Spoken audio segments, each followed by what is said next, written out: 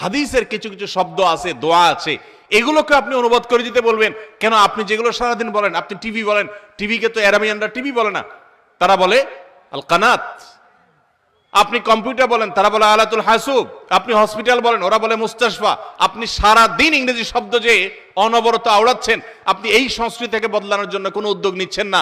মুসলমানদের ধর্মীয় কারণে যেগুলো বলছে সেগুলোর উপর আপনাদের অ্যালার্জি হচ্ছে।